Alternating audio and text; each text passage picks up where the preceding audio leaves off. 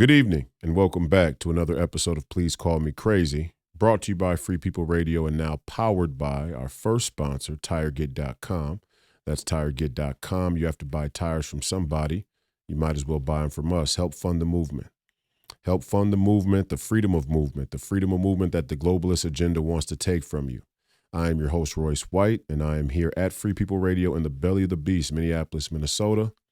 And we are here for another great episode. We're going to switch formats a little bit just for tonight.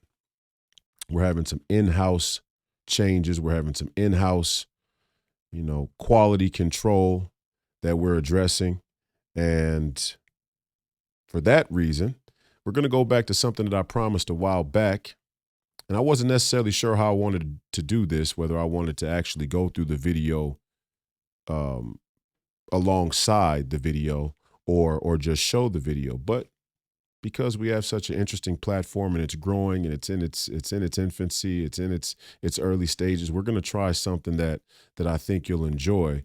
And we're going to actually just show a video for the entire episode. And if you remember, if you were here in some of the earliest episodes of the podcast, I said that the Mummar Gaddafi speech at the United Nations in 2009 was something we were going to circle back to. And tonight we're going to do just that. But instead of me watching the video and stopping and pausing and commenting and so on and so forth, I want you to be able to watch the video in its entirety, soak it in, think about what he's actually saying without my big mouth running over the top of him. And then we can come back to the episode and address some of the things and go back and pull out some of the finer details potentially on Friday. I'm not sure if we're going to have a family and friends guest episode this Friday. We were graced with the presence and interview from the great Steve Bannon last night in a special edition to address the banking and financial crisis. So that was a little off schedule as well. This is going to get a little, it's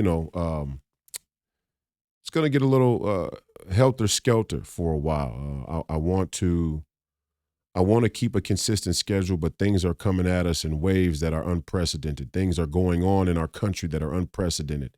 And for that reason, we have to adjust. We have to adapt on the fly. When the great Steve Bannon calls and says, are you looking at the market come down, the neocon liberal order financial system come down right before our very eyes? We made time for him to be able to give you that insight. And there's some other things that are happening that we may have to address in the days to come. So we're playing it by ear. This is a very, very crucial moment in American history. I want everybody to understand that. And for that reason, today, I bring to you Muammar Gaddafi and his 2009 United Nations Summit speech. Please pay attention.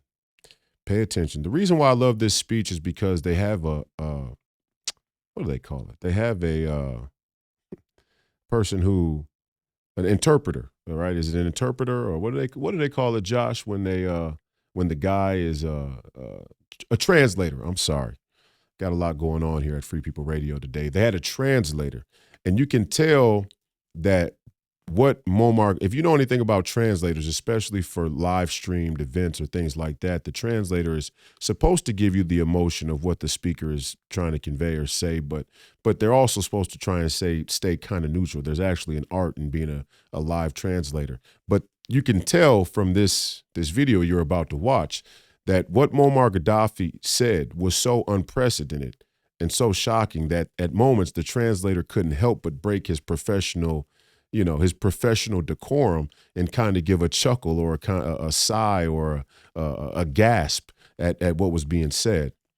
And what was said is dark. What was said is intriguing to try and think about, but it's very relative and it's very pertinent. And as such, it's sort of on schedule. When we say current events is on Wednesday nights, or we do current events on Wednesday nights, this really isn't a deviation. And the reason why is because many of the things that he said in this speech in 2009 are coming to pass today, and they've been coming to pass in greater waves over the last five to 10 years, maybe really the last 3 years since the pandemic hit. So without further ado, Muammar Gaddafi's 2009 United Nations speech.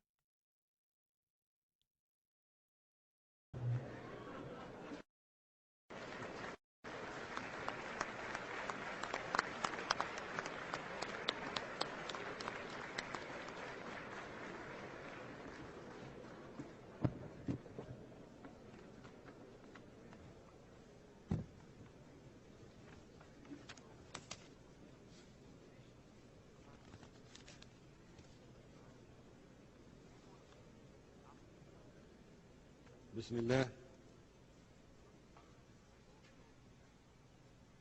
حضرات السادة أعضاء الجمعية العامة للأمم المتحدة، أحييكم باسم الاتحاد الأفريقي.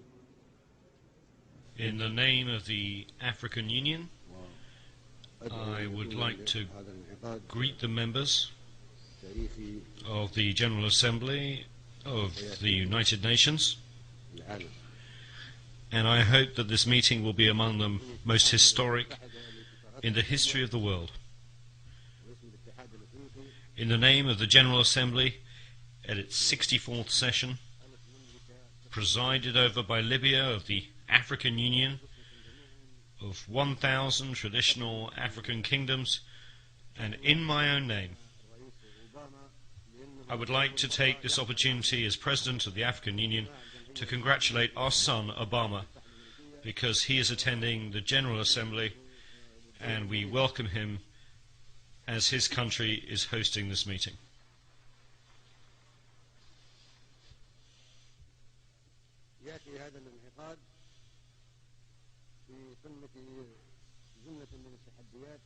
This session is taking place in the midst of so many challenges facing us, and the whole world should come together and unite its efforts to defeat the challenges that are our principal common enemy.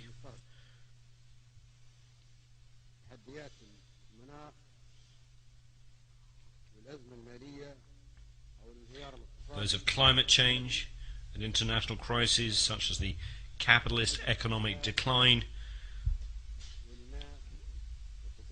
the food and water crises,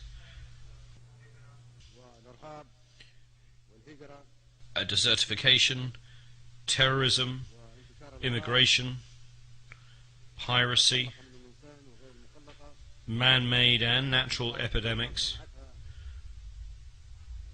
and nuclear proliferation.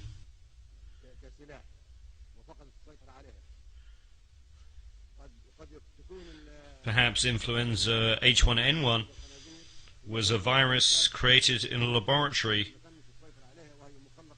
that got out of control, originally being meant as a military weapon.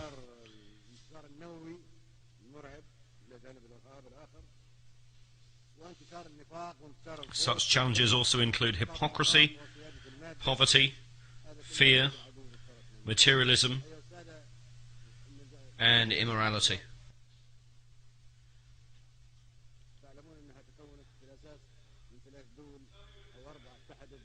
As is known, the United Nations was founded by 3 or 4 countries against Germany at the time. The United Nations was formed by the nations that joined together against Germany in the Second World War.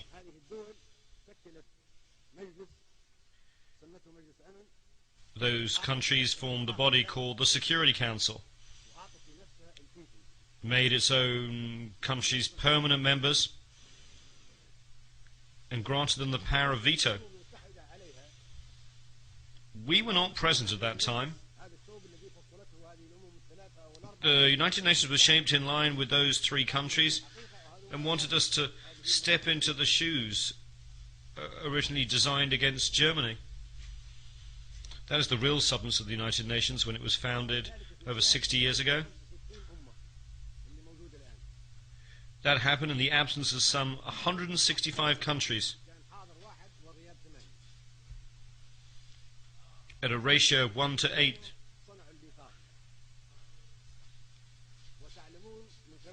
That is, 1 was present and 8 were absent. They created the Charter, of which I have a copy. If one reads the Charter of the United Nations, one finds that the preamble of the Charter differs from its articles. How did it come into existence?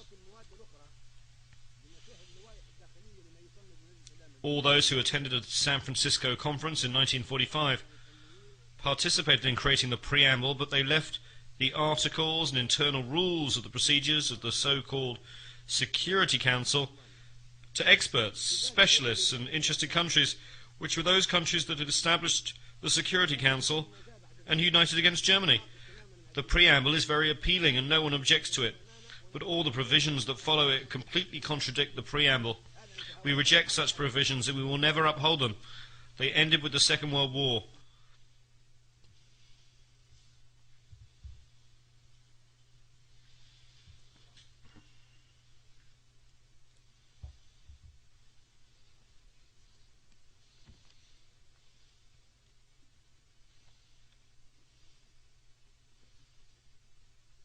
الديباجة تقول أن الأمم متساوية كبيرها وصغيرها. The preamble says that all nations, small or large, are equal. Are we equal when it comes to the permanent seats? No, we're not equal. The preamble states in writing that all nations are equal whether they are small or large. Do we have the right to veto? Are we equal? The preamble says that we have equal rights whether we are large or small. That is what is stated and what we agreed in the preamble. So the veto contradicts the Charter. The permanent seats contradict the Charter. We neither accept nor recognize the veto. الميثاق يقول التزمنا في الديباجة ألا تستخدم القوة المسلحة. The preamble of the Charter states that armed force shall not be used save in the common interest. That is the preamble that we agreed to and signed, and we joined the United Nations because we wanted the Charter to reflect that.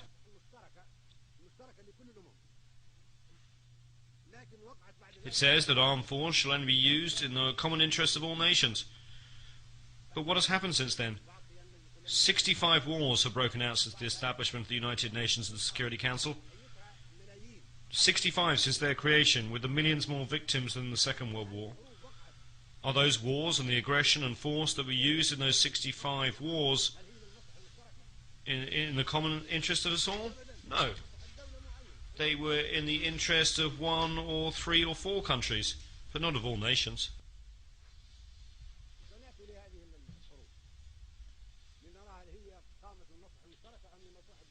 We will talk about whether those wars were in the interests of one country or of all nations. That flagrantly contradicts the Charter of the United Nations that we signed, and unless we act in accordance with the Charter of the United Nations to which we all agreed, we will reject it and not be afraid not to speak diplomatically to anyone. Now we are talking about the future of the United Nations. There should be no hypocrisy or diplomacy,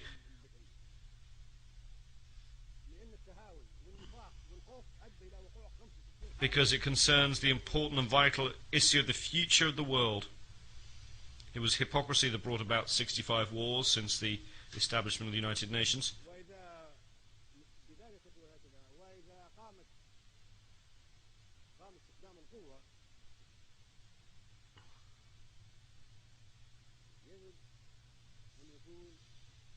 The preamble also states that if armed force is used, it must be a United Nations force.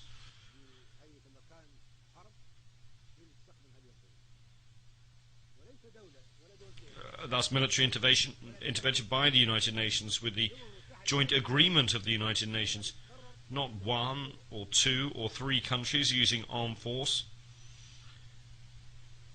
The entire United Nations will decide to go to war to maintain international peace and security.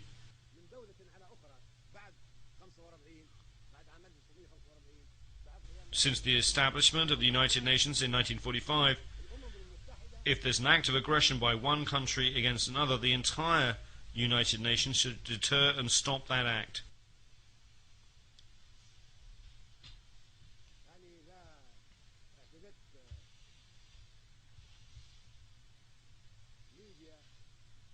If a country, Libya for instance, were to exhibit aggression against France, then the entire organization would respond because France is a sovereign state. member of the United Nations, and we all share the collective responsibility to protect the sovereignty of all nations. However, 65 aggressive wars have taken place without any United Nations action to prevent them.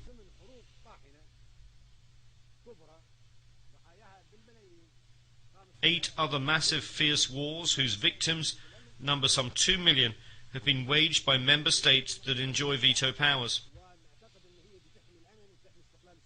Those countries would have us believe they seek to maintain the sovereignty and independence of peoples and to use aggressive force against peoples.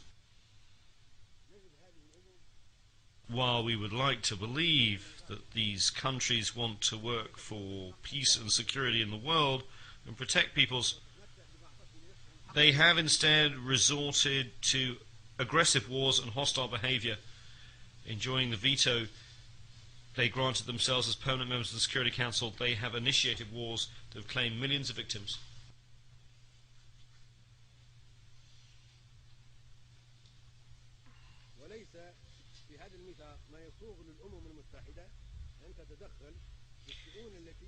The principle of non-interference in the internal affairs of states is enshrined in the Charter of the United Nations.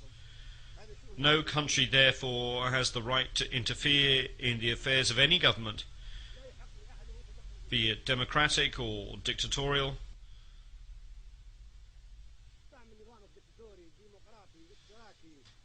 Democratic, dictatorial, socialist or capitalist, reactionary or progressive.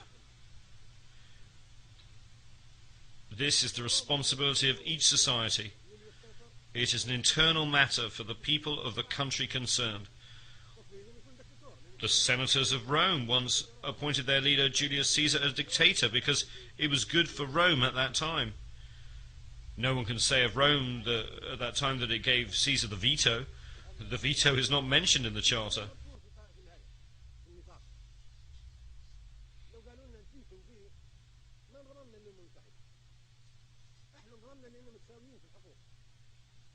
We joined the United Nations because we thought we were equals, only to find that one country can object to all the decisions we make.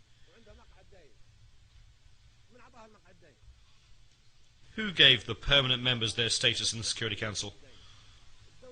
4 of them granted this status to themselves. The only country that we in this assembly elected to a permanent member status in the Security Council is China. This was done democratically. But the other seats were imposed upon us in an undemocratically through a dictatorial procedure carried out against our will, and we should not accept it.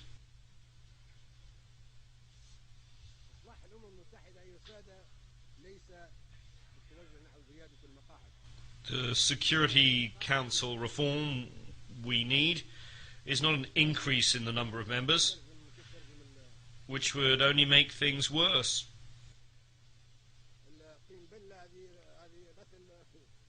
To use a common expression, if you add more water, you get more mud. It would add insult to injury.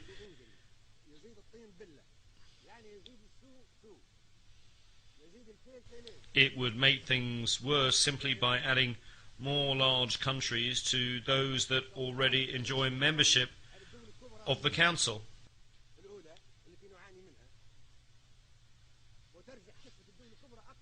It would merely perpetuate the proliferation of superpowers.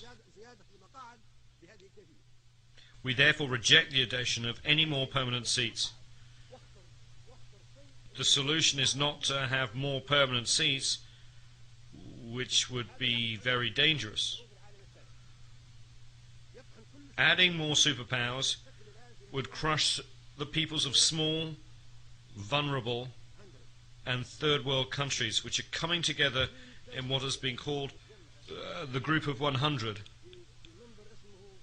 100 small countries banding together in a forum that one member has called the Forum of Small States.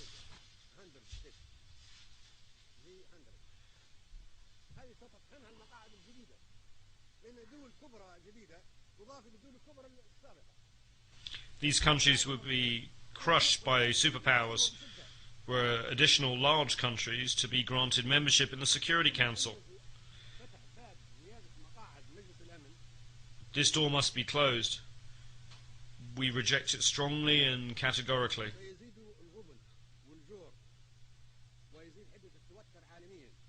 Adding more seats to the Security Council would increase poverty, injustice, and tension at the world level, as well as great competition between certain countries, such as Italy, Germany,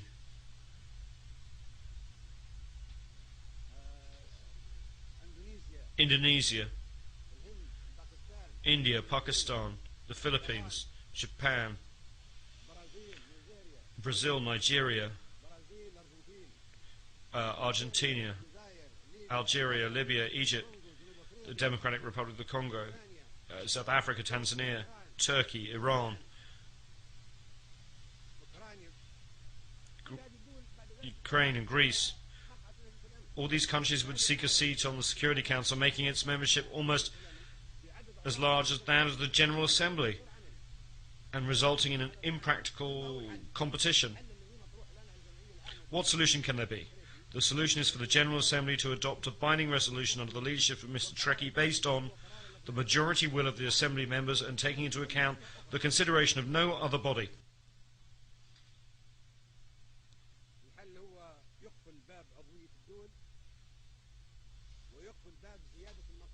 The solution is to close Security Council memberships to the admission of further states. This item is on the agenda of the General Assembly during the present session presided over by Mr. Trekkie. Membership through unions and the transference of mandates should supersede other proposals.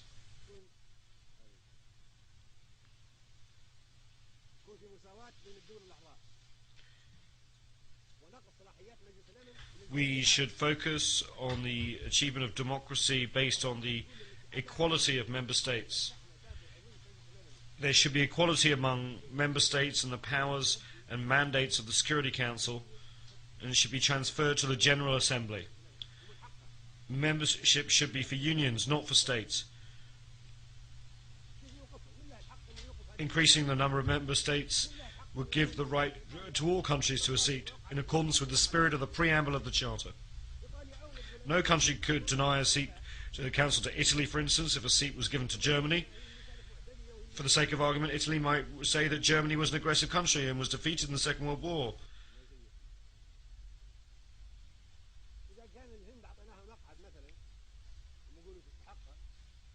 If we gave India a seat, Pakistan would say that it too is a nuclear country and deserves a seat. And those two countries are at war. It would be a dangerous situation. If we gave a seat to Japan, then we should give one to Indonesia, the largest Muslim country, then Turkey, and then Iran and Ukraine would make the same claim. What could we say to Argentina or Brazil? Libya deserves a seat for its efforts in the service of world security by discarding its weapons of mass destruction. Then South Africa, Tanzania, Ukraine would demand the same. All these countries are important. The door to Security Council membership should be closed. This approach is a falsehood, a trick that has been exposed. If we want to reform the United Nations, bringing in more superpowers is not the way. The solution is to foster democracy at the level of the General Congress of the world, the General Assembly, to which the powers of the Security Council should be transferred. The Security Council would become merely an instrument for implementing the decisions taken by the General Assembly, which would be the Parliament, the Legislative Assembly of the world. This assembly is our democratic forum, and the Security Council should be responsible before it. We should not accept the current situation. These are the legislators of the members of the United Nations, and their resolutions should be binding. It is said that the General Assembly should do whatever the Security Council recommends. On the contrary, the Security Council should do whatever the General Assembly decides. This is the United Nations, the assembly that includes 192 countries. It is not the Security Council, which includes only 15 of the member states. How can we be happy about global peace and security if the whole world is controlled by only 5 countries?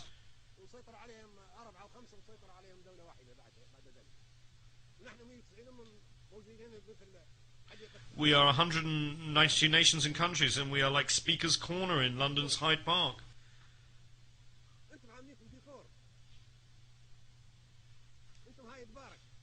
We just speak and nobody implements our decisions. We're a mere decoration without any real substance. We are Speaker's Corner, no more, no less.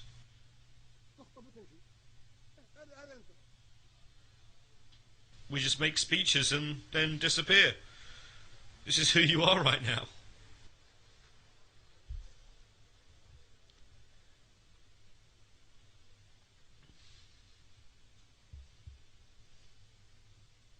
مجلس الأمن سلطة تنفيذية فقط لقرارات الجمعية العامة للأمم المتحدة.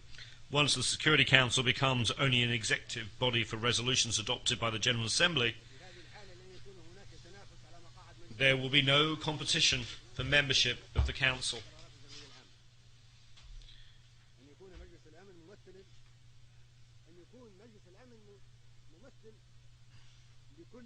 Once the Security Council becomes a tool to implement General Assembly resolutions, there will be no need for any competition.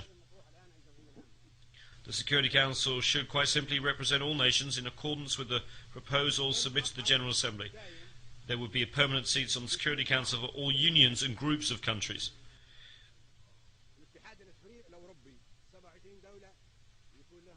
The 27 countries of the European Union should have a permanent seat on the Security Council. The countries of the African Union should have a permanent seat on the Security Council. The Latin American and ASEAN countries should have permanent seats. The Russian Federation and the United States of America are already permanent members of the Security Council.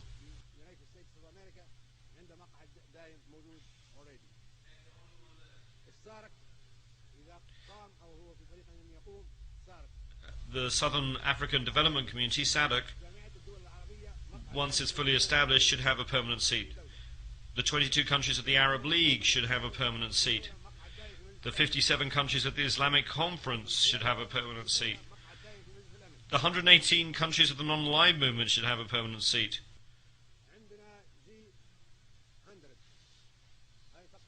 Then there is the G100. Perhaps the small countries should also have a permanent seat.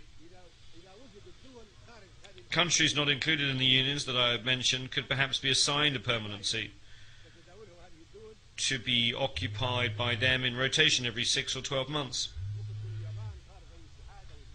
I'm thinking of countries like Japan and Australia that are outside organizations as ASEAN, or like the Russian Federation that is not a member of European or Latin American or African unions.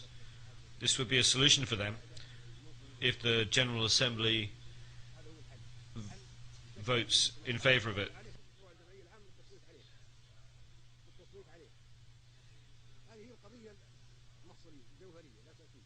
The issue is a vitally important one. As has already been mentioned, the General Assembly is the Congress and Parliament of the world, the leader of the world. We are the nations, and anyone outside this General Assembly will not be recognized. The President of the Assembly, Mr. Ali Abdul Salam Treki, and Secretary General Ban Ki-moon will produce a legal draft and set up the necessary committees to submit this proposal to a vote. That from now on, the Security Council will be made up of unions of nations. In this way we will have justice and democracy, and we will no longer have a Security Council consisting of countries which have been chosen because they have nuclear weapons, large economies, or advanced technology. That is terrorism.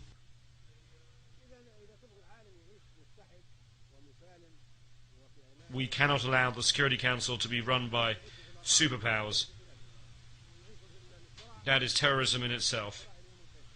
If we want a world that is united, safe and peaceful, this is what we should do. If we want to remain in a world at war, that is up to you. We will continue to have conflict and to fight until doomsday or the end of the world. All Security Council members should have the right to exercise the veto, or else we should eliminate the whole concept of the veto with this new formation of the Council. This would be a real Security Council. According to the new proposal submitted to the General Assembly, it will be an executive council under the control of the General Assembly, which will have the real power and make all the rules.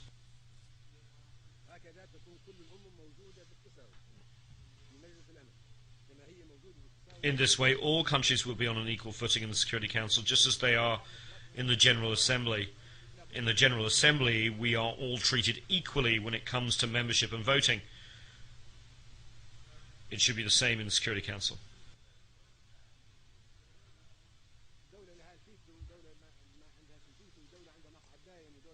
Currently, one country has a veto, another country does not have a veto. One country has a permanent seat, another country does not have a permanent seat. We should not accept this, nor should we accept any resolution adopted by the Security Council in its current composition. We are under trusteeship. We were colonized, and now we were independent. We are here today to decide the future of the world in a democratic way that will maintain the peace and security of all nations, large and small, as equals. Otherwise, it is terrorism. For terrorism is not just Al-Qaeda, but can also take other forms. We should be guided by the majority of the votes in the General Assembly alone.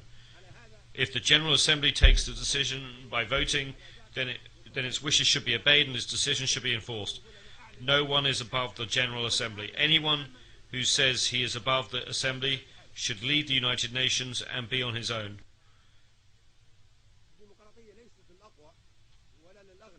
Democracy is not just for the rich or most powerful or those who practice terrorism.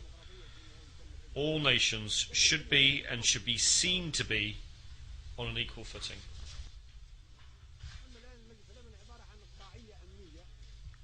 At present, the Security Council is security feudalism, political feudalism, for those with permanent seats, protected by them and used against us. It should be called not the Security Council, but the Terror Council.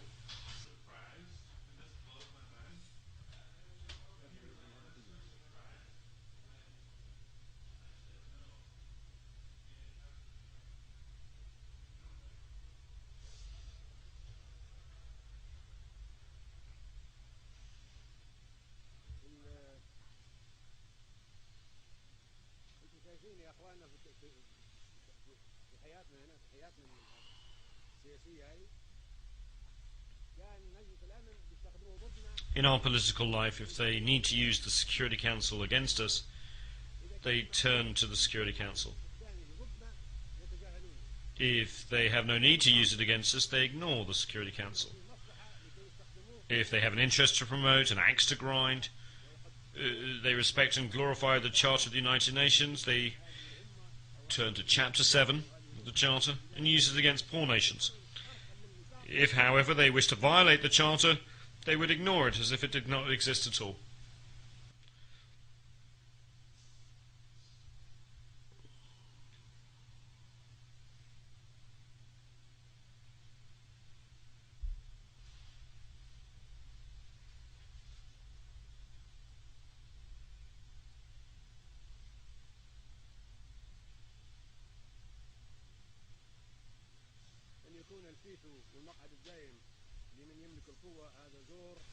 If the veto of the permanent members of the Security Council is given to those who have the power, this is injustice and terrorism and should not be tolerated by us. We should not live in the shadow of this injustice and terror. Superpowers have complicated global interests.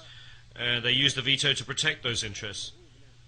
For example, in the Security Council, they use the power of the United Nations to protect their interests and to terrorize and intimidate the third world, causing it to live under the shadow of terror. From the beginning, since it was established in 1945, the Security Council has failed to provide security. On the contrary, it has provided terror and sanctions. It is only used against us. For this reason, we will no longer be committed to implementing Security Council resolutions after this speech, which marks the 40th anniversary.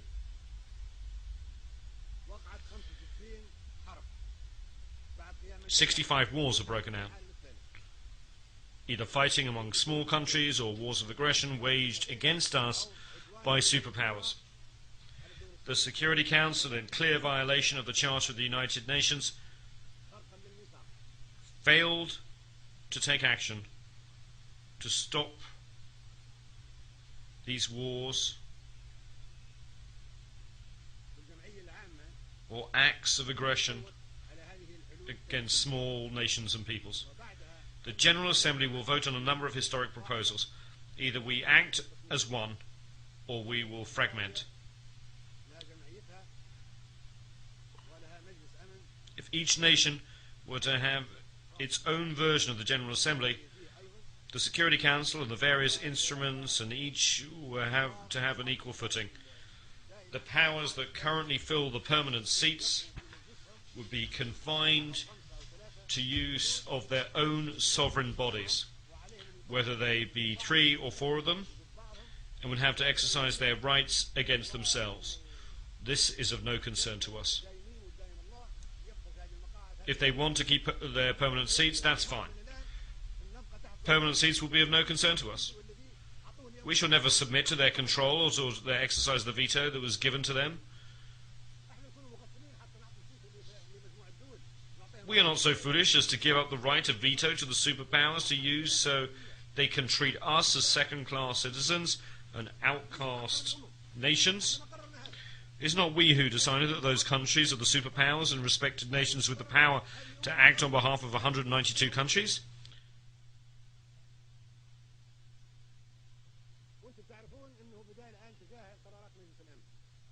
You should be fully aware that we are ignoring the Security Council resolutions because those resolutions are used solely against us and not against the superpowers, which have the permanent seats and the right of veto. Those powers never use any resolutions against themselves. They are, however, used against us. Such use has turned the United Nations into a travesty of itself and has generated wars of violations of the sovereignty of independent states. It has led to war crimes and genocides. All of this is in violation of the Charter of the United Nations.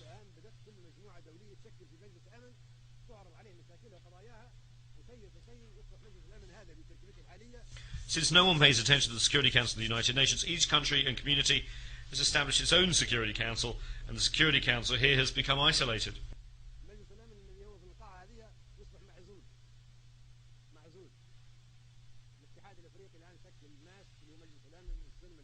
The African Union has established its own Peace and Security Council. The European Union has established a Security Council, and Asian countries have already established their own Security Council soon. Latin America will have its own Security Council, as will the 120 non-aligned nations. This means that we've already lost the confidence in the United Nations Security Council, which has not provided us with security, and that's why we now are creating the new regional security councils. We are not committed to obeying the rules or the resolutions of the United Nations Security Council in its present form because it is undemocratic, dictatorial, and unjust.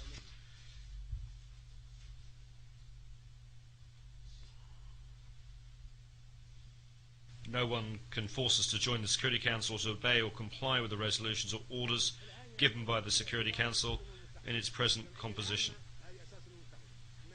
Furthermore, there is no respect for the United Nations and no regard for the General Assembly, which is actually the true United Nations, but whose resolutions are non-binding.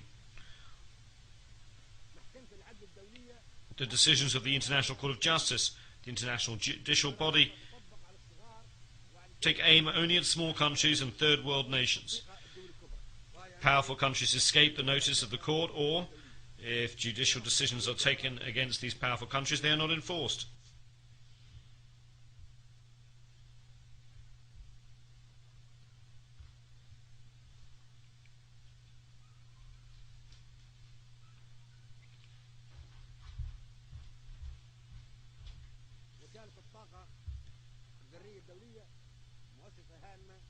The International Atomic Energy Agency, IAEA, is an important agency within the United Nations. Powerful countries, however, are not accountable to it or under its jurisdiction.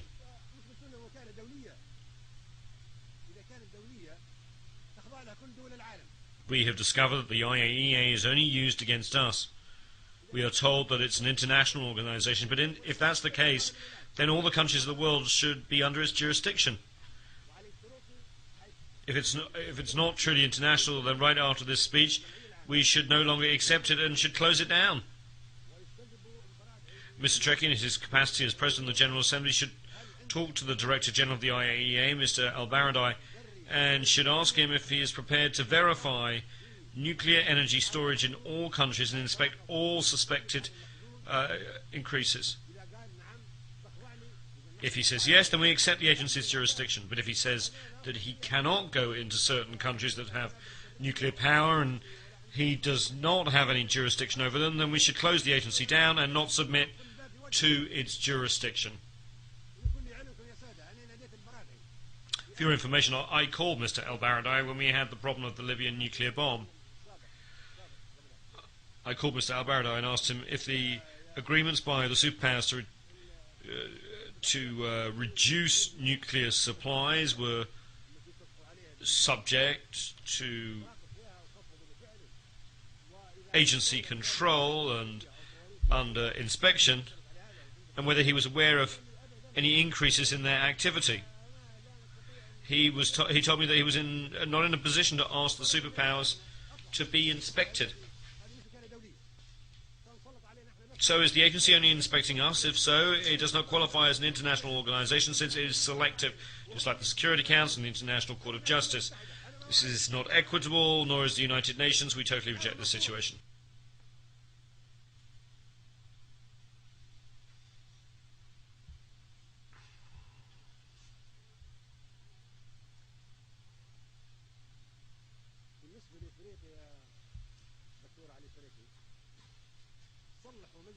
Regarding Africa, Mr. President, whether the United Nations is reformed or not, but even before a vote is taken on any proposals of a historic nature, Africa should be given a permanent seat on the Security Council now, having already waited too long. Leaving aside United Nations reform, we can certainly say that Africa was colonized, isolated and persecuted, and its rights usurped. Its people were enslaved and treated like animals, and its territory was colonized and placed under trusteeship. The countries of the African Union deserve a permanent seat. This is a debt from the past that has to be paid and has nothing to do with the United Nations reform. It's a priority matter and is high on the agenda of the General Assembly. No one can say that the African Union does not deserve a permanent seat. Who can argue with that proposal? I challenge anyone to make a case against it. Where is the proof that the African Union or the African continent does not deserve a permanent seat? No one can possibly deny this.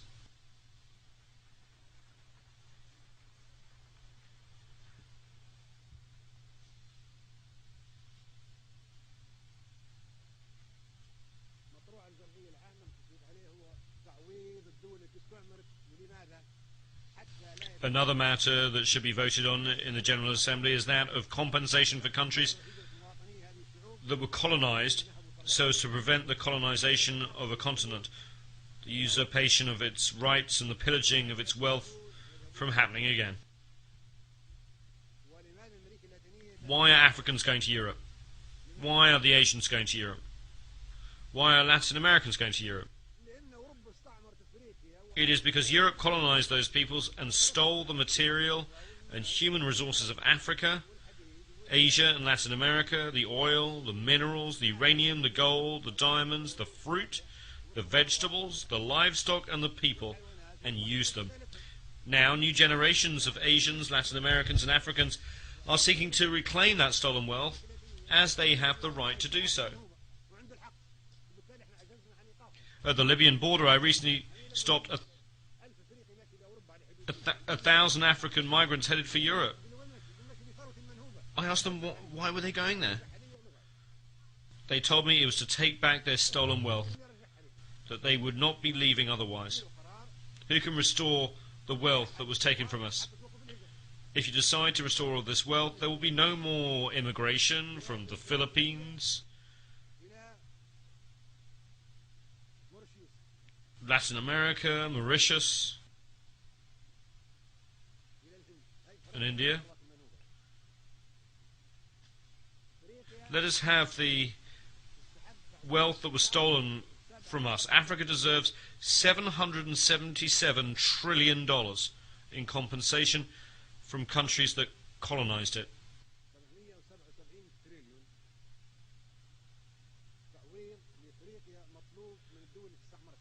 Africans will demand that amount. If you do not give it to them, they will go to where you have taken those trillions of dollars. They have the right to do so.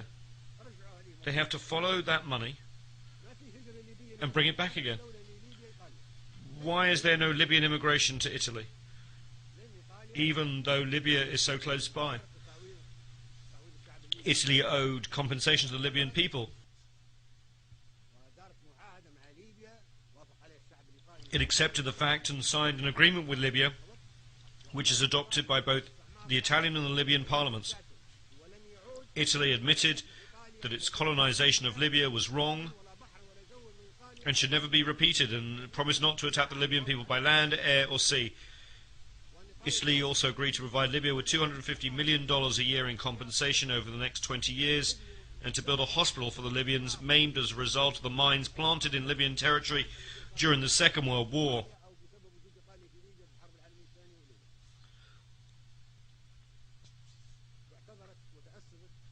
Italy apologized and promised that it would never again occupy the territory of another country.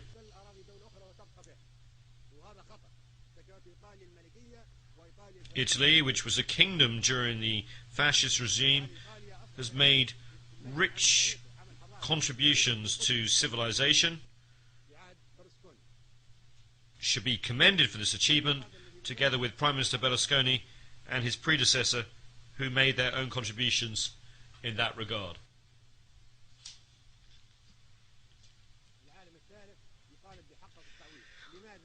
Why is this third world demanding compensation? So that there will be no more colonization, so that large and powerful countries will not colonize, knowing that they will have to pay compensation. Colonization should be punished. The countries that harmed other peoples during the colonial era should pay compensation for the damage and suffering inflicted under their colonial rule.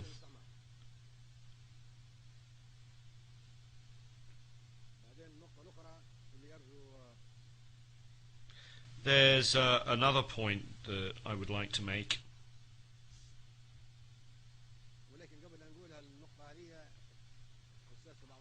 However, before doing so, and addressing a somewhat sensitive issue, I should like to make an aside.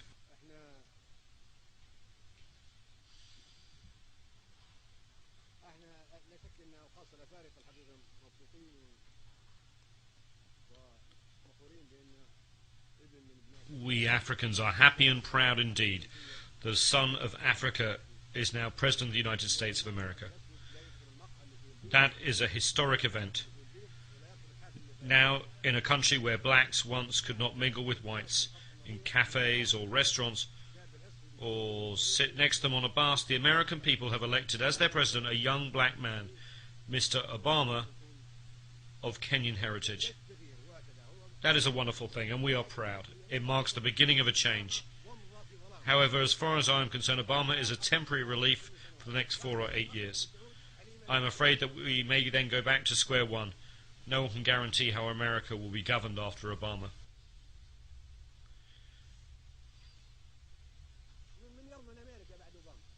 We would be content if Obama could remain President of the United States of America forever.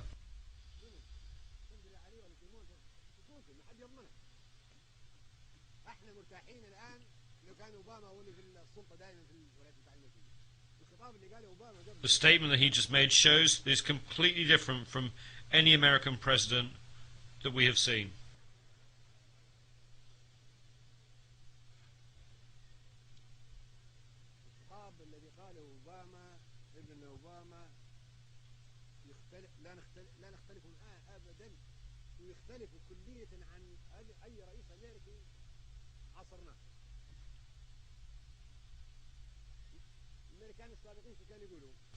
American presidents used to threaten us with all manner of weapons,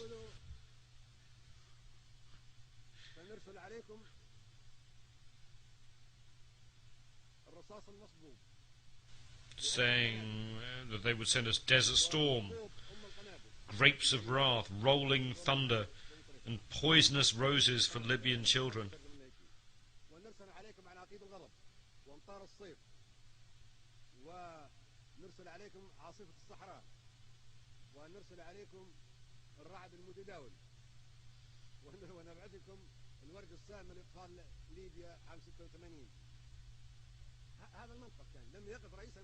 That was their approach.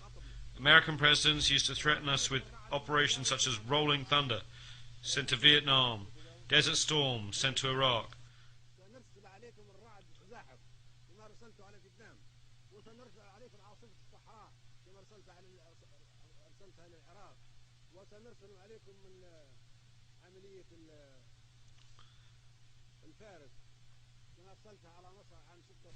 Musketeer sent to Egypt in 1956, even though America opposed it.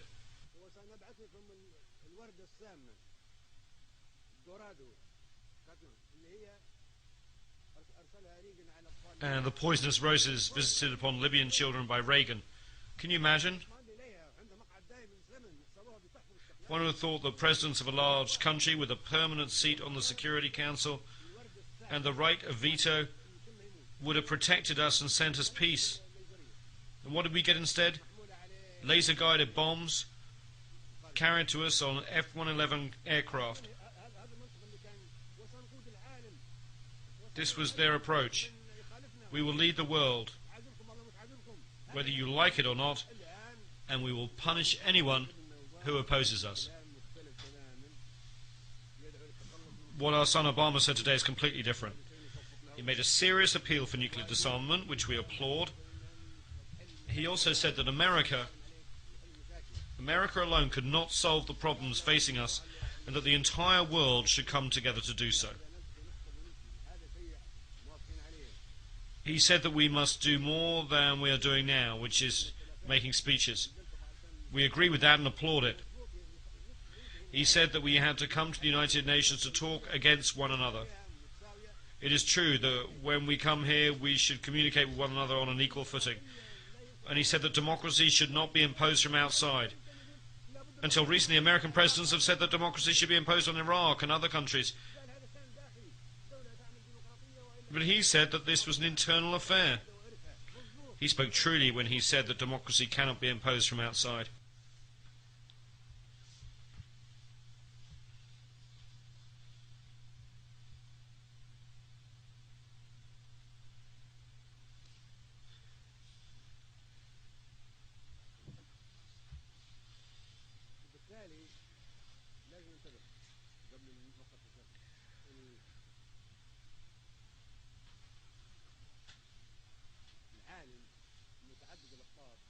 So we have to be cautious. Before I make these sensitive remarks, I note that the whole world has so many polarities. Listen, should we have a world of so many polarities? Can we not have nations on an equal footing? Let's have an answer. Does anyone have an answer as to whether it's better to have a world of so many polarities? Why can we not have equal standing? Should we have patriarchs? Should we have popes? Should we have gods? Why should we have a world of so many polarities? We reject such a world and call for a world where big and small are equal.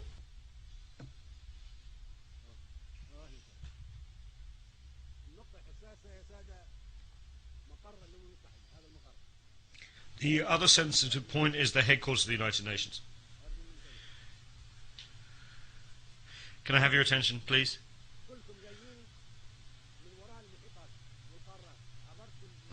All of you came across the Atlantic Ocean, the Pacific Ocean, crossing the Asian continent or the African continent to reach this place. Why? Is this Jerusalem? Is this the Vatican? Is this Mecca? All of you are tired, you have jet lag and have sleepless nights.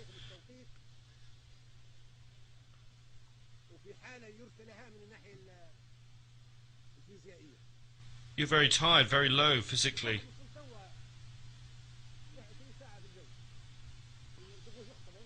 Somebody arrived just now, flying 20 hours. Then we wanted to make a speech and talk about this. All of you are asleep. All of you are tired. It is clear that all of you are lacking energy because of having to make such a long journey.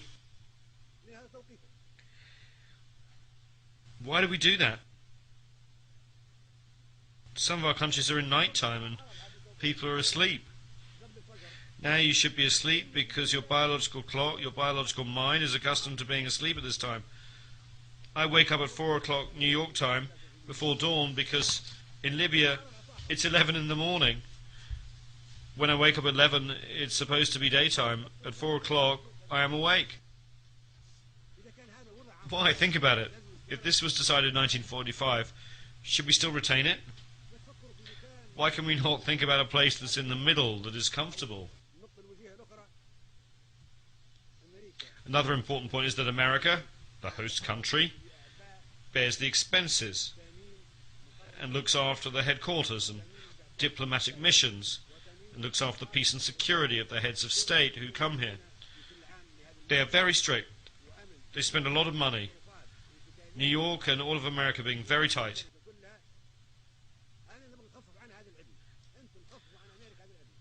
I want to relieve America of this hardship. We should thank America. We should say to America, thank you for all the trouble that you've taken on yourself. We say thank you, America.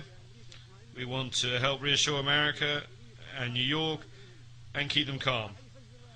They should not have the responsibility of looking after security. Perhaps someday a terrorist could cause an explosion or bomb a president. This place is targeted by Al-Qaeda, this very building.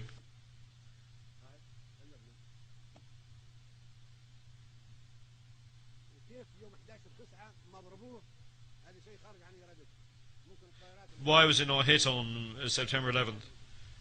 It was beyond their power. The next target would be this place. I'm not saying this in an offhand manner. We have tens of members of Al-Qaeda detained in Libyan prisons. Their confessions are very scary. That makes America live under tension. One never knows what will happen. Perhaps America or this place would be targeted again by a rocket. Perhaps tens of heads of state will die. What we want to relieve America from this worry, we should take the place to where it is not targeted. Now, after 50 years, the United Nations headquarters should be taken to another part of the hemisphere. Another 50 years in the Western Hemisphere. For the next 50 years, it should be in the Eastern Hemisphere or in the Middle Hemisphere by rotation. Now, with 64 years, we have an extra 14 years over the 50, so the headquarters should be moved to somewhere else. This is not an insult to America, it's a service to America. We should thank America. This was possible in 1945, and we should not accept it now, of course. this should be put on the vote of the General Assembly.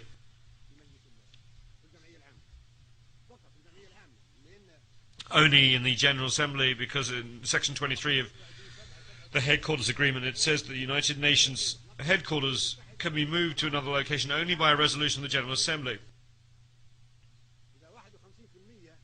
If 51% of the Assembly approves relocation of headquarters, then it can be moved.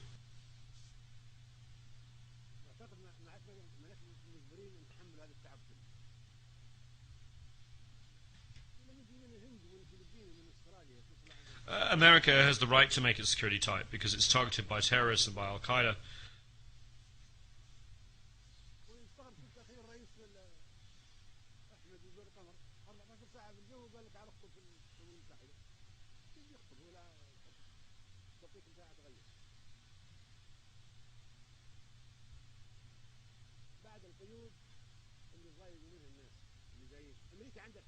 America has the right to take all security measures. We're not blaming America for that. However, we do not tolerate these measures. We do not come to New York and be subjected to all these measures.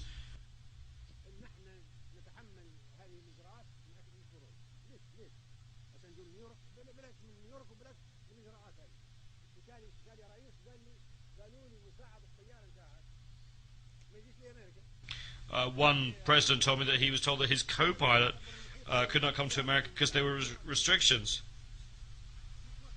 He asked, how could he cross the Atlantic without a co-pilot? Why?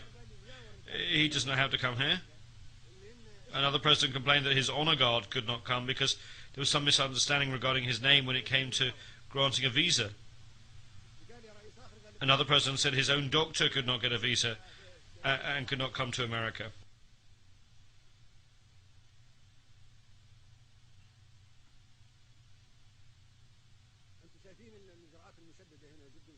The security measures are very strict. If a country has any problems with America, they will set up restrictions on the movement of member delegations, as if one is in Guantanamo.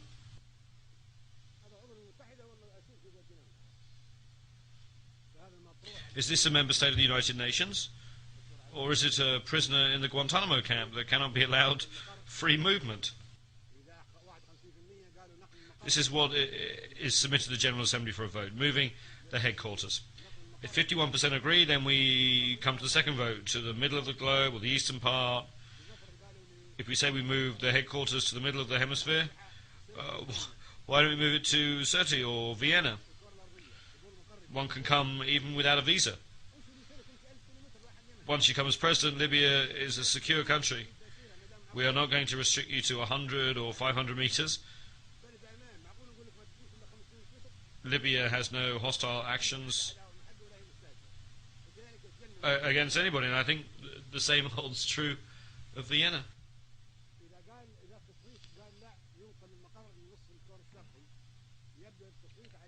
If the vote says we should move headquarters to the eastern part, then it will be Delhi or Beijing, the capital of China or the capital of India.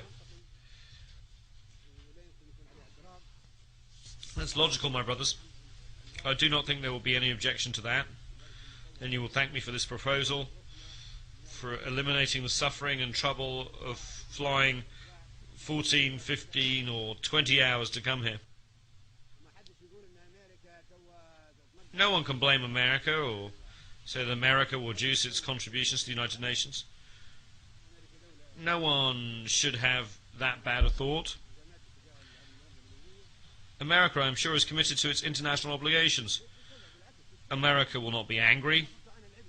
It will thank you for alleviating its hardship, for taking on all the hardship and all the restrictions, even though this place is targeted by terrorists.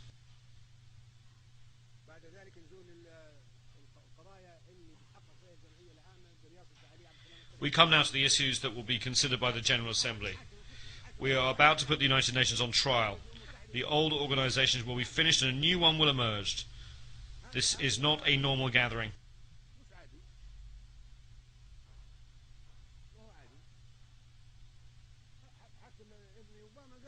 Even son Obama said that this is not a normal gathering.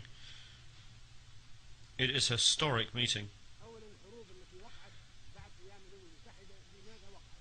The wars that took place after the establishment of the United Nations, why did they occur? Where was the Security Council? Where was the Charter? Where was the United Nations? There should be investigations and judicial intervention. Why have there been massacres? We can start with the Korean War because it took place after the establishment of the United Nations. How did a war break out and cause millions of victims? Nuclear weapons could have been used in that war. Those who are responsible for causing the war should be tried and should pay compensation and damages.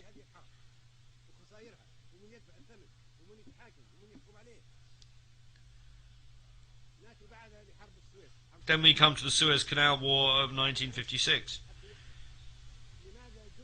That file should be opened wide.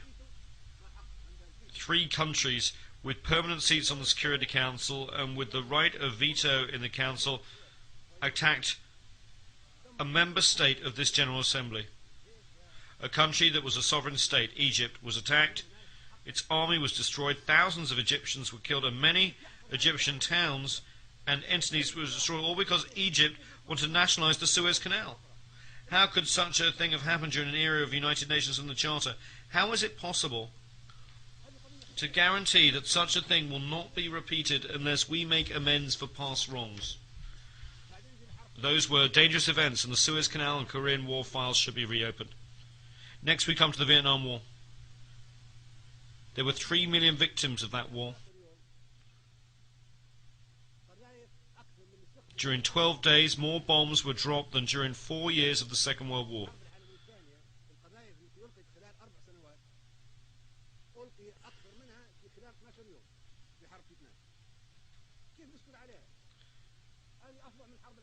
It was a fiercer war, and it took place after the establishment of the United Nations and after we had decided that there would be no more wars.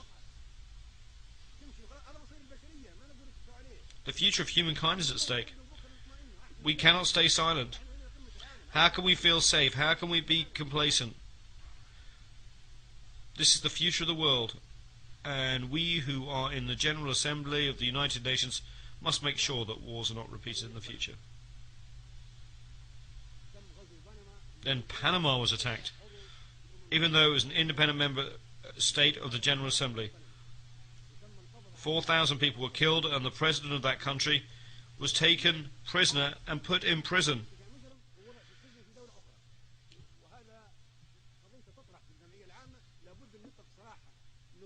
Noriega should be released. We should open that file. How can we entitle a country that is a United Nations member state to wage war against another country, capture its president, treat him as a criminal and put him in prison? Who would accept that?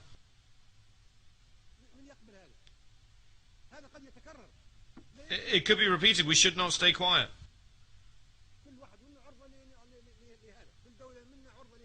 We should have an investigation. Any one of us member states could face the same situation, especially if such aggression is by a member state with a permanent seat on the Security Council and with responsibility to maintain peace and security worldwide.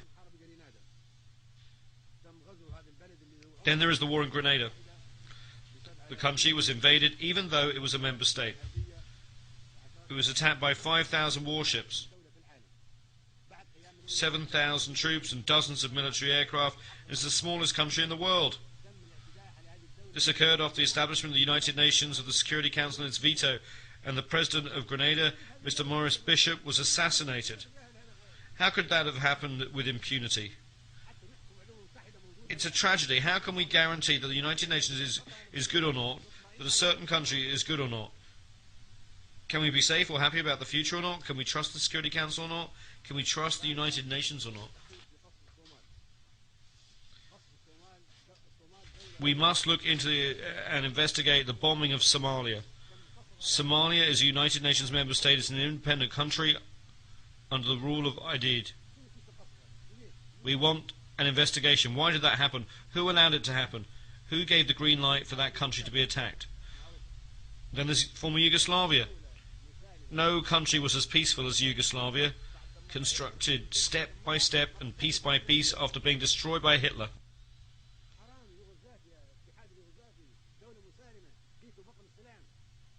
We destroyed it, as if we were doing the same job as Hitler.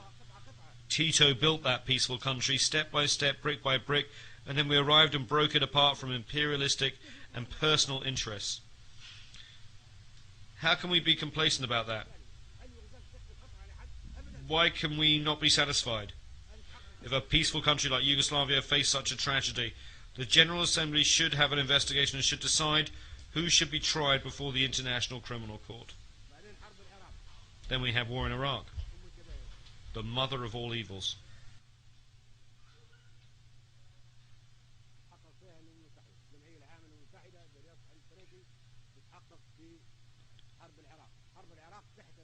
The United Nations should investigate that. The General Assembly, presided over by Mr. Trekkie, should investigate that. The invasion of Iraq was a violation of the United Nations Charter. It was done without any justification by the superpowers with permanent seats on the Security Council. Iraq is an independent country and a member state of the General Assembly. How could those countries attack Iraq? As provided for in the Charter, the United Nations should have intervened and stopped the attack.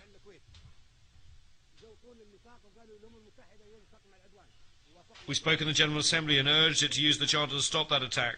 We were against the invasion of Kuwait, and the Arab countries fought Iraq alongside foreign countries in name of the United Nations Charter.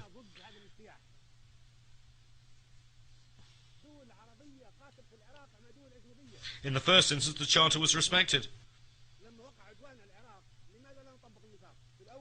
The second time, when we wanted to use the Charter to stop the war in Iraq, no one used it, and that document was ignored. Why did that occur?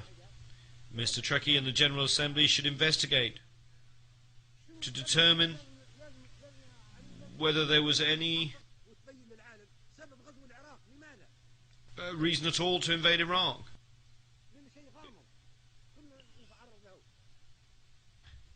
Because the reasons for that attack remain mysterious and ambiguous, and we might face the same destiny.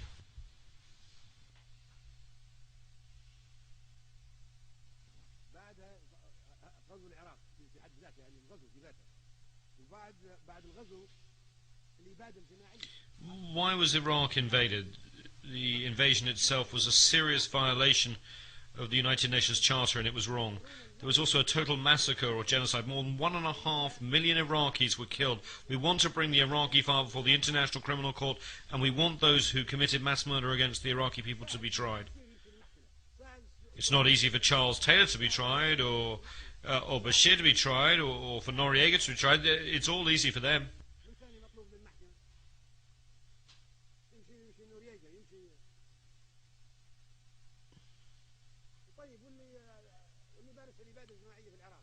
But what about those who have committed mass murder against the Iraqis? They cannot be tried. They cannot go before the ICC. If the court is unable to accommodate us, then we should not accept it. Either it is meant for all of us, large or small, or we should not accept it and should reject it. Anyone who commits a war crime can be tried. But we are not livestock or animals like those that are slaughtered for the Eid. We have the right to live, and we are ready to fight to defend ourselves.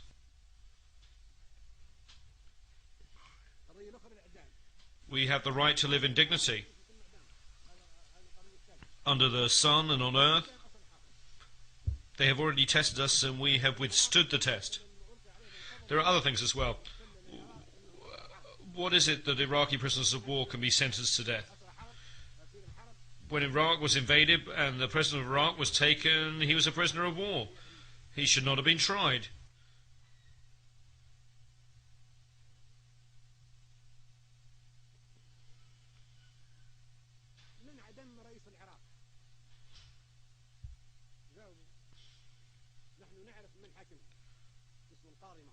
He should not have been hanged. When the war was over, he should have been released. We want to know why a prisoner of war should have been tried. Who sentenced the president of Iraq to death? Is there an answer to that question? We know the identity of a judge who tried him, and those who tied the noose around the president's neck on the day of sacrifice and hanged him. Those people wore masks. How could this have happened in a civilized world? They were prisoners of war of civilized country under international law. How could government ministers and a head of state be sentenced to death and hanged? Were those who tried them lawyers or members of a judicial system? Do you know what people are saying? They are saying that the faces behind the masks were those of the President of the United States and the Prime Minister of the United Kingdom. And it was they who put the President of Iraq to death.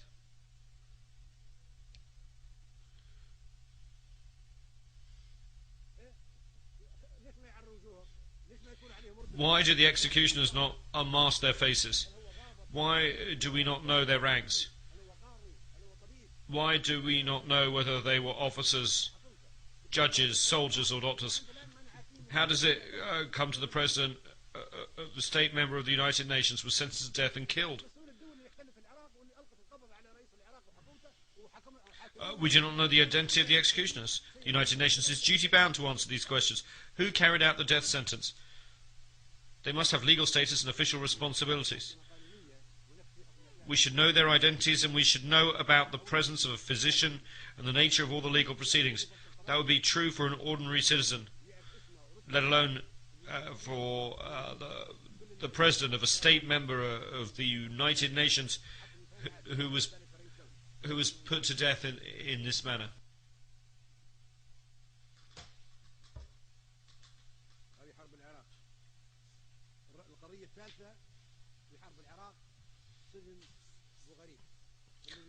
My third point on Iraq relates to Abu Ghraib. This was a disgrace to humankind. I know that the United States authorities will investigate the scanner, but the United Nations must not ignore it either. The General Assembly should investigate this matter.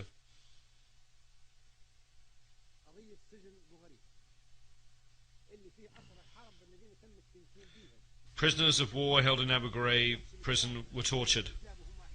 Dogs were set on them. Men were raped. This is the unprecedented in the history of war. It was sodomy, and it was an unprecedented sin, never before committed by past aggressors or invaders. Prisoners of war are soldiers, but these were raped in prison by a state, a permanent member of the Security Council. This goes against civilization and humankind.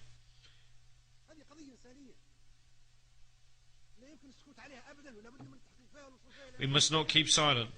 We must know the facts. Even today, 250,000 of Iraqi prisoners, men and women alike, remain in Abu Ghraib.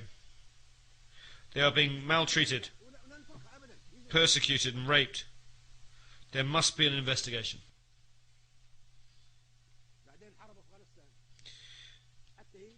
Turning to the war in Afghanistan, this too must be investigated. Why are we against the Taliban? Why are we against Afghanistan? Who are the Taliban? If the Taliban want a religious state, that's fine.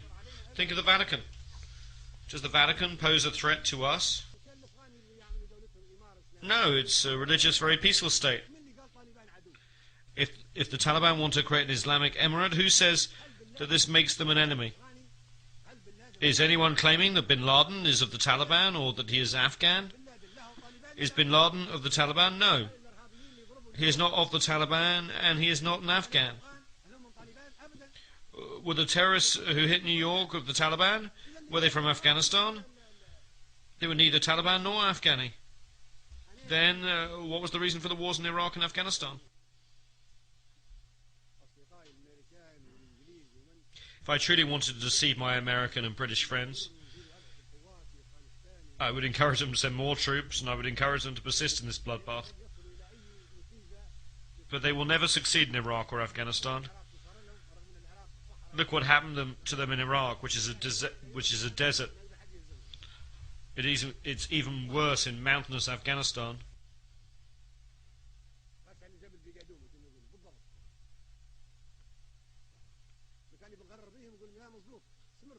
If I wanted to deceive them, I would tell them to continue the wars in Iraq and Afghanistan.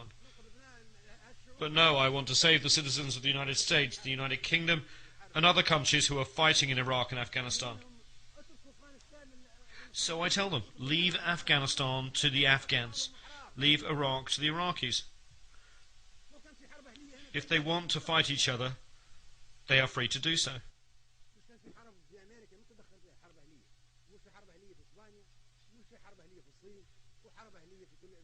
America had its civil war, and no one interfered in it. There were civil wars in Spain, China, and countries all over the world. No place on earth has been free of civil wars. Let there be a civil war in Iraq. If the Iraqis want to have a civil war and fight each other, that's fine. Who says that if the Taliban form a government, they would possess intercontinental missiles of the kind of airplanes that hit New York?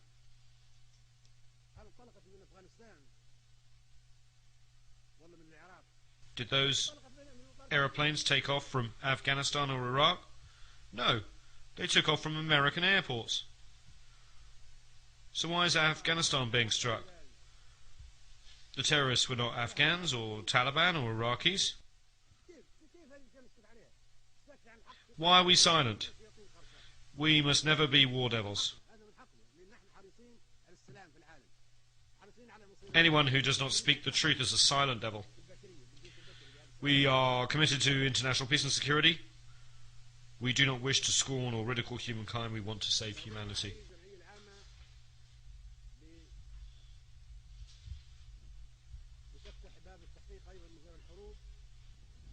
As President of the General Assembly, Mr. Ali Trekkie should open an investigation of the assassinations file, in addition to the war files.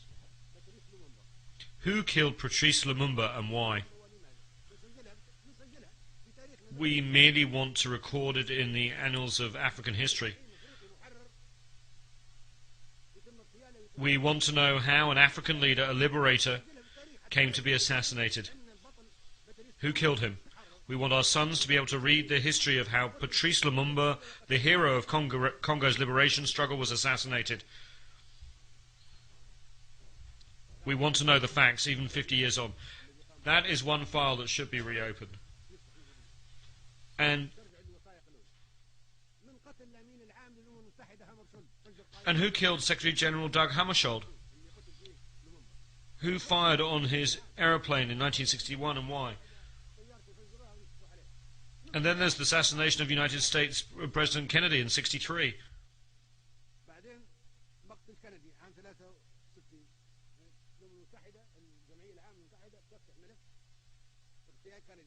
We want to know who killed him and why. There was someone called Lee Harvey Oswald, who was then killed by one Jack Ruby.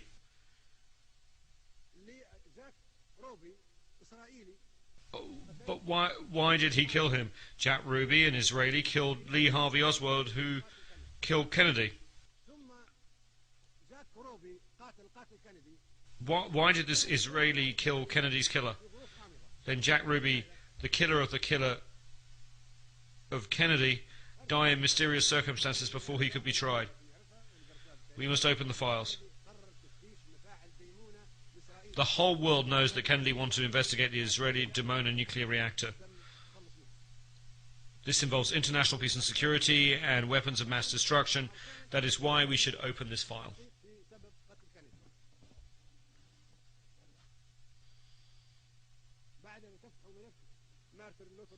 Then there's the assassination of Martin Luther King, the black reverend and human rights activist. His assassination was a plot, and we should know why he was killed and who killed him. And then there was Khalil Wazir, or Abu Jihad, a Palestinian, was attacked. He was living peacefully in Tunisia, a member state, and that country's sovereignty was not respected.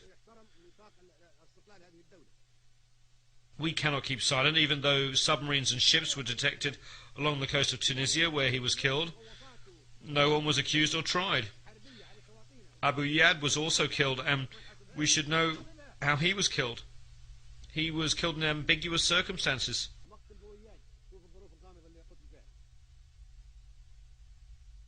وبعدين اسمها عملية اسمها عملية الفردان، عملية فردان أو عملية ينبوع الشباب.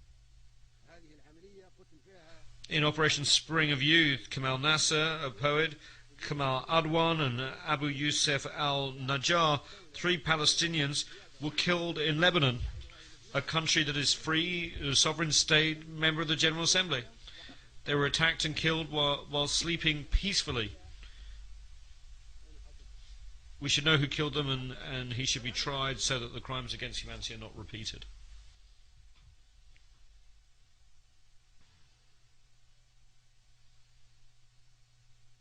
كيف تم قتل موريس بيشوف بالاعتداء على جرناطة؟ قلناها احنا الاعتداء على جرناطة. We've already talked about the size of the force used in the invasion of Grenada. 7,000 troops, 15 battleships, dozens of bombers. قلنا جرناطة تم الهجوم عليها ب7,000 جندي و15 سفينة حربية وعشرات الطائرات المقنبلة. وقتل رئيسها بيشوف وهي عضو في هذه الجمعية. And President Bishop was killed even though Grenada was a member state. Those are crimes, and we cannot keep silent. Otherwise we will look like sacrificial beasts. We are not animals. Year after year we are attacked. We defend ourselves, our sons, our children, and we are not afraid. We have the right to live, and the earth is not destined for violence, but for us all. We can never live on this earth in such humiliation. So those are the wars.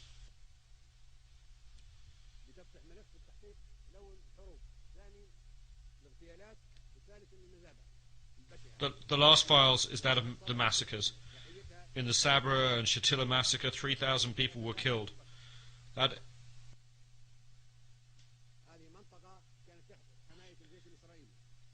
area was under the protection of the occupying Israeli army and was the site of huge and calamitous massacre in which 3,000 Palestinian men, women and children were killed. How can we keep quiet? Lebanon is a sovereign state. A member of the General Assembly was occupied. Sabra and Shatila were under Israeli control, and then the massacre took place. And then there was the 2008 massacre in Gaza. There were 1,000 women and 2,200 children among the victims killed in the massacre in Gaza in 2008.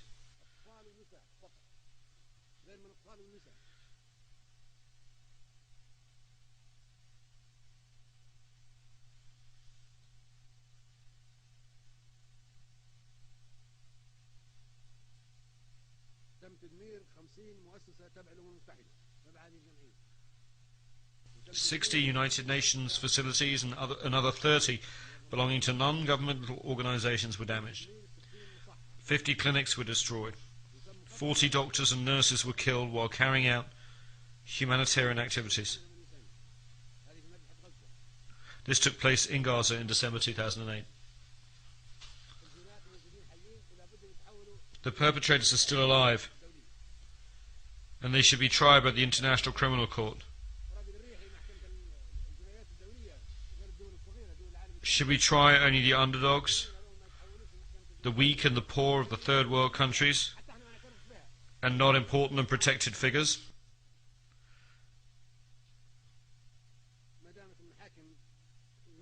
Under international law, they should all face trial for the consequences of the crimes that they have committed.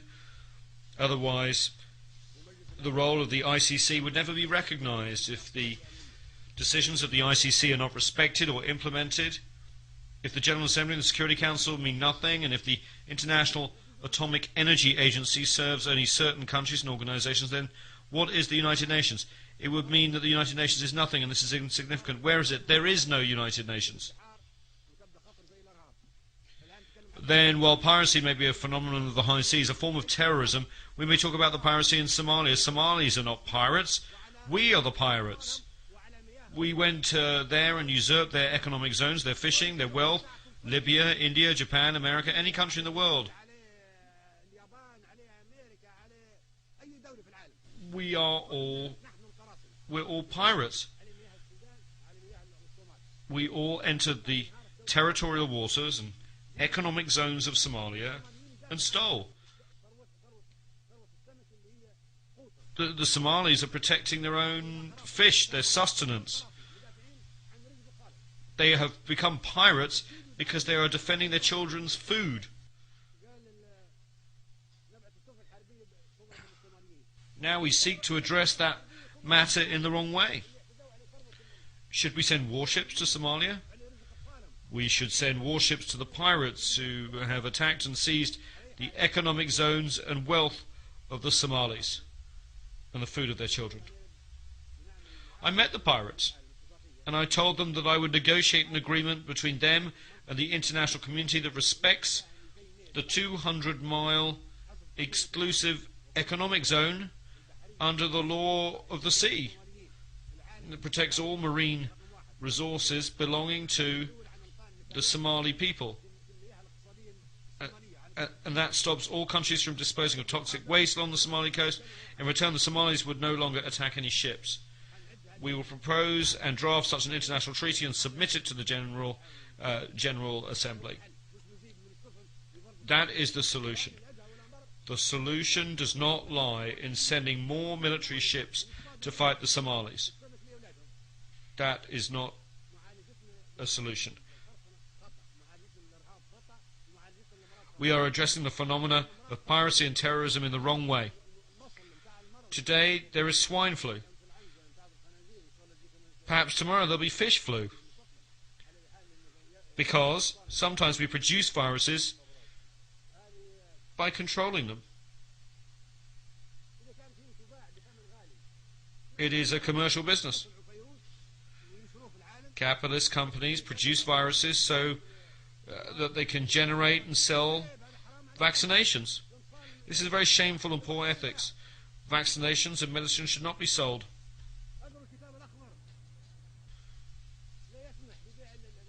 In the Green Book, I maintain that medicines should not be sold or subject to commercialization.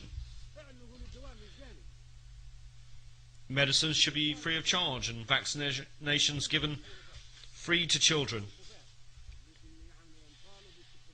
But capitalist companies produce the viruses and vaccinations and want to make a profit.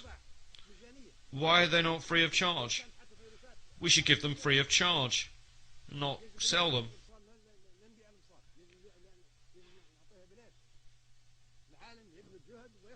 The entire world should strive to protect our people,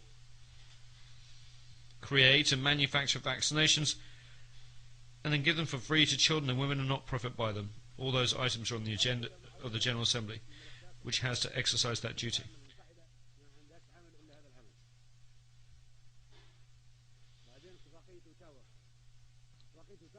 The Ottawa Convention on Landmines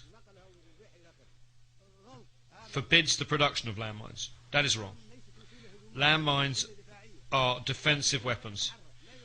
If I place them along the border of my country and someone wants to invade me, they may be killed. That's all right, because they're invading me. The convention should be reconsidered. I'm not taking that defensive weapon to another country. The enemy is coming to me, and on the Gaddafi website, I call for that treaty to be modified or annulled. This treaty should be modified or annulled. I want to use anti-personnel mines to defend my home against invasion. Eliminate weapons of mass destruction, not landmines, which are defensive weapons.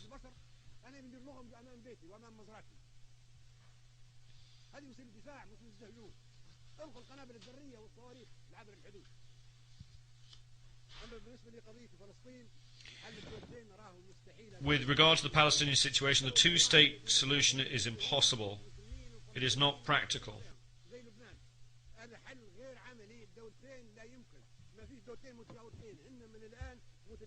Currently, these two states completely overlap. Partition is doomed to failure. These two states are not neighbours. They are co-extensive in terms of both population and geography.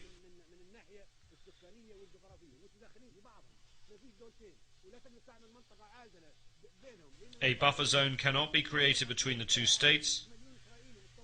because there are 500,000 Israeli settlers in the West Bank and 1 million Arab Palestinians in the territory known as Israel. The solution, therefore, is a democratic state without religious fanaticism or ethnicity. The generation of Sharon and Arafat is over. We need a new generation in which everyone can live in peace. Look at the Palestinian and Israeli youth. They both want peace and democracy. And they want to live under one state. This conflict poisons the world.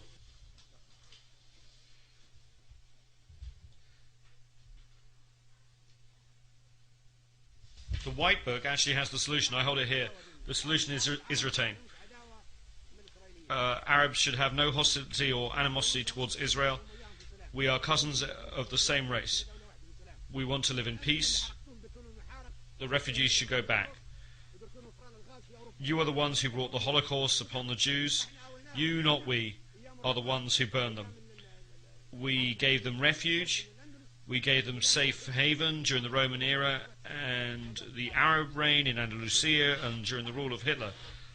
You are the ones who poisoned them. You are the ones who annihilated them. We provided them with protection. You expelled them. Let us see the truth. We are not hostile. We are not enemies of the Jews. And one day the Jews will need the Arabs. At that point, Arabs will be the ones to give them protection, to save them. And we hope, as we have done in the past. Look at what everybody else did to the Jews. Hitler is an example. You are the ones who hate the Jews, not us. In brief, Kashmir should be an independent state, neither Indian nor Pakistani. We must end that conflict. Kashmir should be a buffer state between India and Pakistan. With regard to Darfur, I truly hope that the assistance provided by the international organisations can be used for development projects, for agriculture, for industry and for irrigation. You are the ones who made it a crisis. You put it on the altar. You wanted to sacrifice Darfur so you could interfere in its eternal affairs.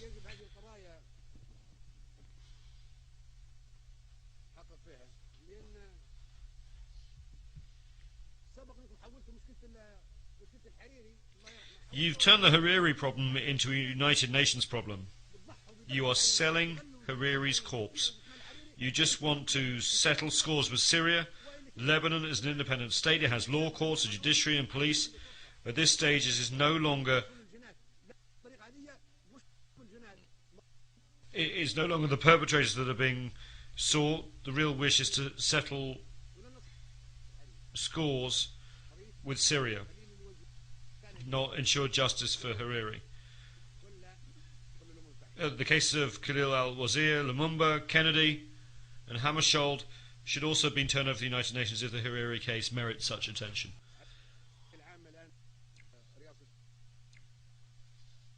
The General Assembly is now under the presidency of Libya.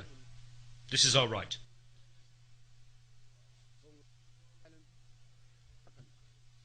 Libya hopes that you will assist in making the transition from a world fraught with crises and tension in a world which humanity, peace and tolerance prevail. I will personally follow up on this issue with the General Assembly.